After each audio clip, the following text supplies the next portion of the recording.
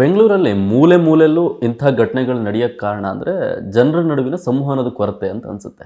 ನೀವು ಆಯುಕ್ತರಾಗಿದ್ದಾಗ ಒಂದು ಕಾರ್ಯಕ್ರಮವನ್ನು ಮಾಡಿದ್ರಿ, ಅಂದರೆ ಜನಕ್ಕೆ ಅಕ್ಕಪಕ್ಕ ಇರೋರೆಲ್ಲ ಯಾರ್ಯಾರಿದ್ದಾರೆ ಅಂತ ಹೇಳಿ ಗೊತ್ತಾಗಬೇಕು ಅಂತೇಳಿ ಹೆಲೋ ಕಾರ್ಯಕ್ರಮ. I am not the architect. Okay. ಅದು ಪ್ರಪಂಚದಲ್ಲಿ ಹಿಂದೆಯಿಂದ ಮಾಡ್ಕೊಂಡು ಬಂದಿದ್ದಾರೆ. ಸುಮಾರು ಜನ ಅಂತಾರಾಷ್ಟ್ರೀಯ ಮಟ್ಟದಲ್ಲಿ ಸುಮಾರು ಜನ ಪೊಲೀಸ್ ಆಯುಕ್ತರು ಮಾಡಿದ್ದಾರೆ. ಸೊ ಅದು ನಾನು ಕೇವಲ ಬೆಂಗಳೂರು ಮಟ್ಟದಲ್ಲಿ ಇಂಪ್ಲಿಮೆಂಟ್ ಮಾಡಬೇಕು ಅಂತ.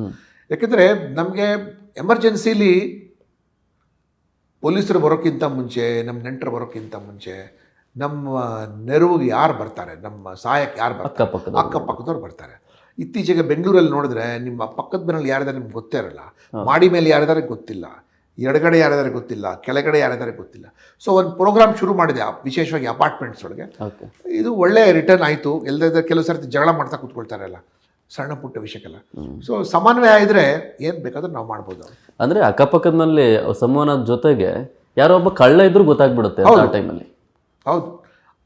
ಈಗ ಹಿಂದೆ ಎಲ್ಲ ನಮ್ಮ ಅಜ್ಜಿ ಇದ್ರು ಮತ್ತು ಮನೆ ದೊಡ್ಡವರು ಕಟ್ಟೆ ಮೇಲೆ ಕೂತಿರೋರು ಮಧ್ಯಾಹ್ನ ಮೇಲೆ ಸಾಯಂಕಾಲ ಮೇಲೆ ಯಾರು ಹೊಸಬ ಹೋಯ್ತು ಅಂದರೆ, ಯಾರಪ್ಪ ಏನು ಬೇಕು ನಿನಗೆ, ಏನಕ್ಕೆ ಬಂದಿದೆಯಾ, ಯಾರು ಹುಡ್ಕೊಂಡು ಬಂದಿದ್ದೆ ಅಂತ ಅವರೇ CCTVಗಳಿದ್ದಾಗಿದ್ರು ಈಗ. ಸೊ ಈಗ ನೋಡಿ, ಇದ್ರ ಇಸ್ ಸೊ ಟೋಟಲ್ ಅನಾನಿಮಿಟಿ ಅಲ್ವ. ಈಗ crime is committed only because of ಅನಾನಿಮಿಟಿ.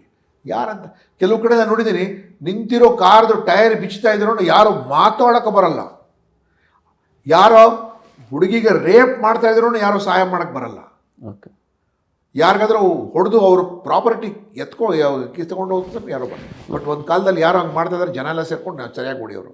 So ನಮ್ಗೆ ಯಾಕೆ ಇರಬೇಕು ಪೊಲೀಸ್ ಅಂತ. So that is a very wrong message.